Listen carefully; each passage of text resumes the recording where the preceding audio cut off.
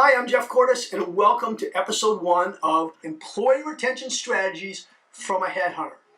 I spent 25 years as an HR leader before I became a headhunter when I started my own business. Now I speak all over North America about employee retention. After all, who better to talk to you about employee retention than somebody who steals talent for a living? Because that's what I do as a headhunter. The key to employee retention is to give your employees crap. Caring, respect, appreciation, and praise. Giving your employees crap is the linchpin that drives employee retention. There are 7 other secrets that will help in this matter, but without crap, you will not optimize your employee retention program. Let's talk briefly about caring. The guy I knew showed up at his boss's office and said, "Hey, I think I have a drinking problem." Well, the boss was smart. He realized this was an area he shouldn't be getting into, so he took him over to HR.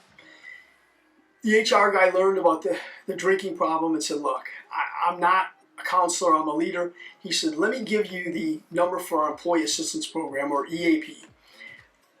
Took the guy into his office, let him make the call. He made the call, ended up going in for 30-day inpatient treatment.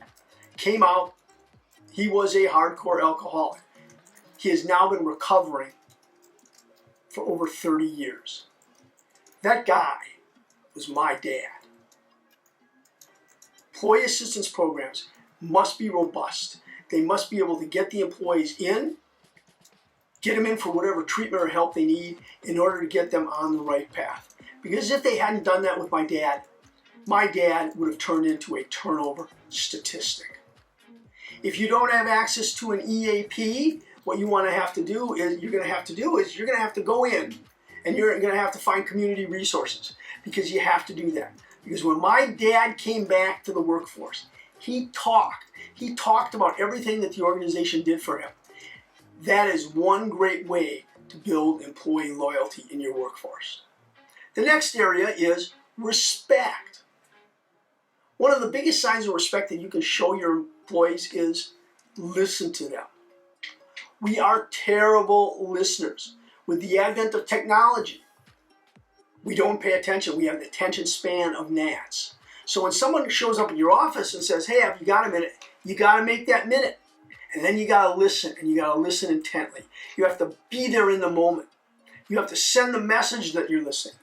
Close your laptop. Shut off your phone. Close the door. Even go ahead and tell the person, "Go ahead, I'm listening," because you want to give them your undivided attention. Because listening sends the message that you respect them and their abilities. The last element, appreciation and praise. I tell people you have to catch people doing things right instead of catching people doing things wrong. Appreciation is very simple. You're out there, you're wandering through the shop, you're checking a part, it looks good, you say, "Hey, looks good." You go another area, the floor is clean, you say, "Hey, floor looks great, keep up the good work." Someone brings in an Excel spreadsheet in advance of when they're supposed to, say, "Thanks, I really appreciate it. Nice job, looks good, keep up the good work."